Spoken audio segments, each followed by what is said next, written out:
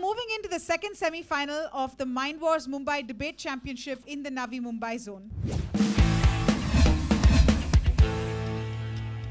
In front of me, I have the topic, schools in areas with high rates of unemployment should teach IT and vocational skills. Example, carpentry, coding, early business and accounting classes, cooking, etc. and not teach humanities-related subjects. Examples, history, English literature, political science, etc. Speaking in favor of this topic, we have Apurv Shende from the New Horizons Scholars School. And speaking in opposition, we have Anahita Dubey from Delhi Public School.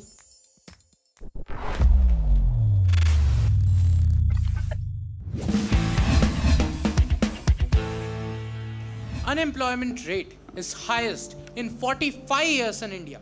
You must have heard this news in 2019. This was trending back then on every news channel.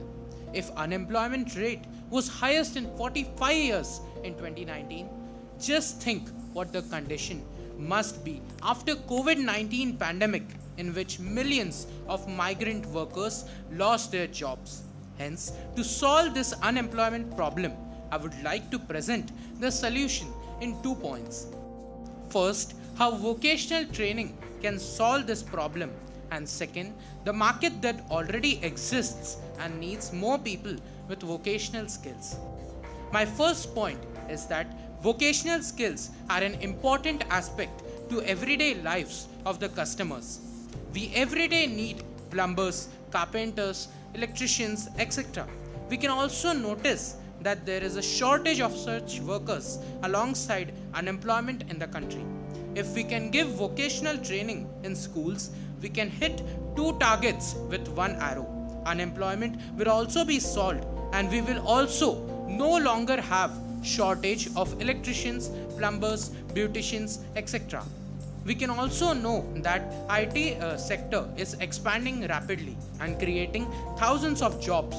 If schools provide IT education, people can be employed in the IT sector too, rather than being unemployed due to shortage or slow growth in other sectors. One of the IT entrepreneur, Mr. Sridhar Vembu, who is the founder CEO of Zoho Corporation, shifted to Tenkasi in Tamil Nadu from Silicon Valley. He hired local people who were not even graduate, but now his company is expanding and rapidly making huge profits. This shows that talent is present in India. We just need to tap it by giving proper education. My second point is that even if electricians or plumbers work hard, they don't earn enough money. Companies like Urban Clap give them access to a huge market, and they are even able to earn more by collaborating with such companies. So here we have 2 big advantages. First, that such workers are able to earn more, and second, the problem of lack of electricians, plumbers, carpenters and beauticians in urban centers is solved. Hence, I would like to conclude that schools in areas with high rates of unemployment should teach IT and vocational skills to solve the unemployment problem. Thank you. Thank you for the recognition, respected Chair. What do famous leaders like Steve Jobs of Apple, Oprah Winfrey of Harper Productions, and Howard Schultz of Starbucks have in common? They have all pursued and become widely successful because of the continuous penetration of liberal arts in their life. The term liberal arts refers to nothing but subjects like history, political science, economics, psychology, etc. These subjects are the foundation of our existence and the primary essence of our development and prosperity as human beings. In my speech today, I'll be covering 2 arguments. My first argument will be on how liberal arts will ultimately lead to the progress of nation and society. My second argument will be on how liberal arts is going to advance science and economics itself. The first point is, the liberal arts enable a person to not only make a living but also a good life. It provides them with a set of quintessential soft skills that most employers look for. such as effective communication, critical thinking, analytical and observational skills, and innovative research. I agree that skill-based training is important, particularly in areas with high unemployment, but not at the cost of humanities-related subjects. They must be integrated into an individual's learning for their overall development. The second point of my argument. The aim of any education system must not be just to incorporate skill sets and train manpower, which will certainly address the issues of unemployment in the short term, but it will also create a population without any social, moral, and emotional values, which will ultimately weaken the basis of democracy and progress of a nation. Now, the third point of my argument. Pursuing liberal arts opens up a lot of career options for the students later in their lives. They are not just restricted to STEM-based learning and STEM-based jobs, but can now try their hand at a variety of options and preferences according to their interests. The liberal arts will give an individual the required broadly based general education, which will even help them to prepare for the jobs and careers of the future with an open mind. Now, let's move on to the second argument. Firstly, I'd like to point out the fact that we are aiming to build machines, that is artificial intelligence, with emotions and feelings, which can think like humans, perform tasks like humans, and maybe even surpass the mental and emotional intelligence of humans. But on the other hand, we are trying to convert humans into monotonous working machines with no idea about their surroundings and happenings whatsoever. The basic advancement in technology is coming through everything considered as liberal subjects like psychology, cultural history, and emotional learning.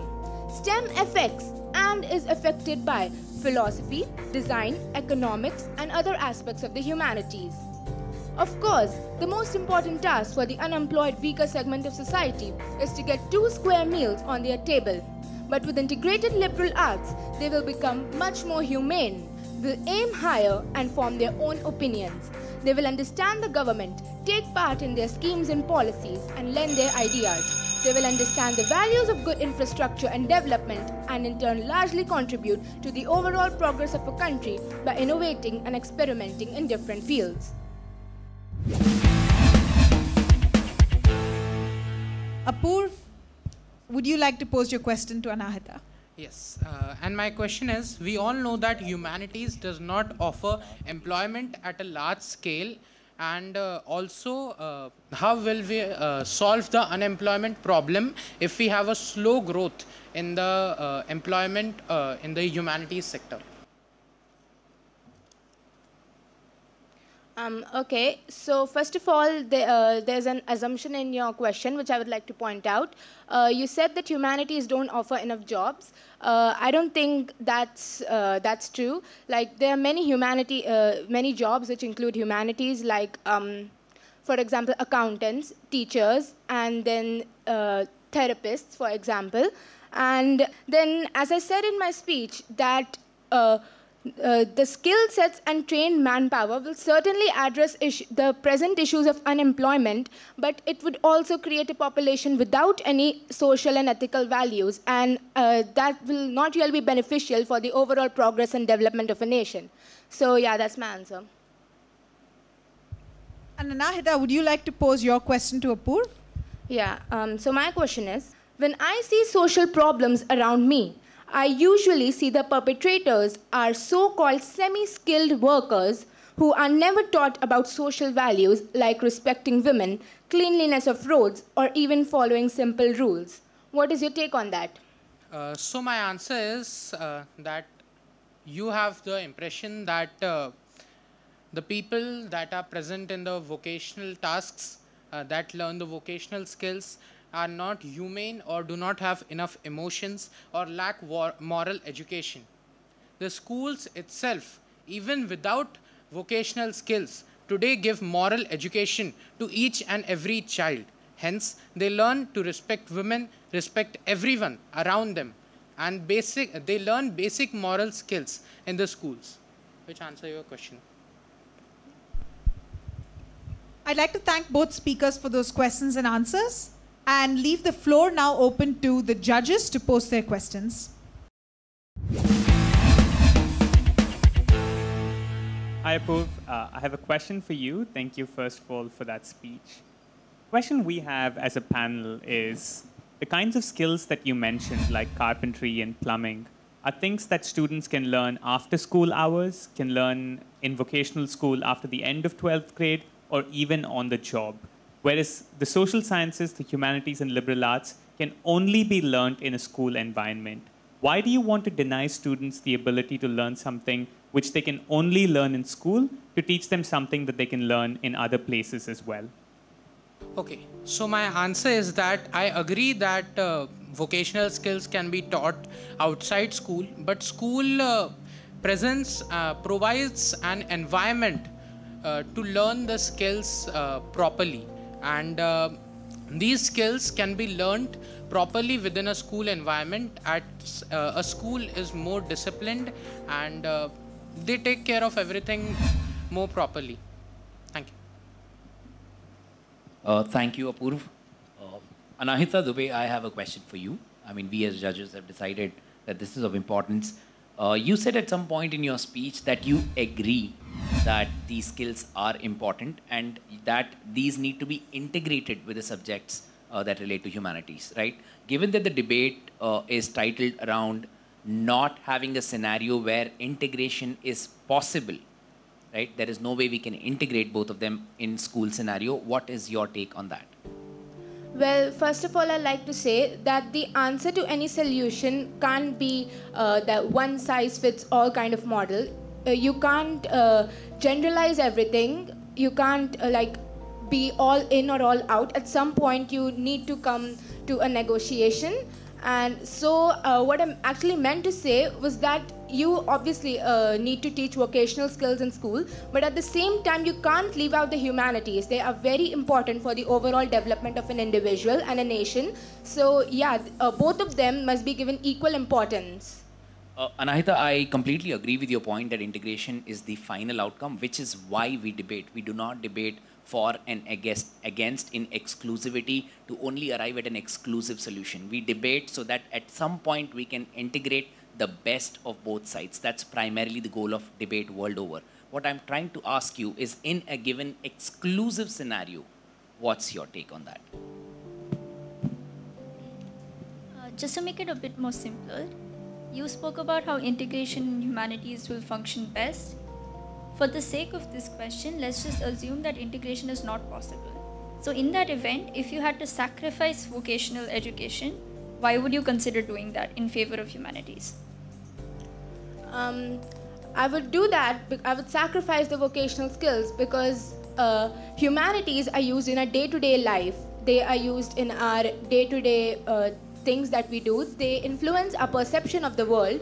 Like the STEM subjects, a person can learn even after even after finishing his school or his college. He can learn by different institutions and different places, and can even try out different things. But humanities is a really, really vast subject which will be learned better in a school environment. And and it's a really important subject, as I mentioned earlier, for the development of a nation.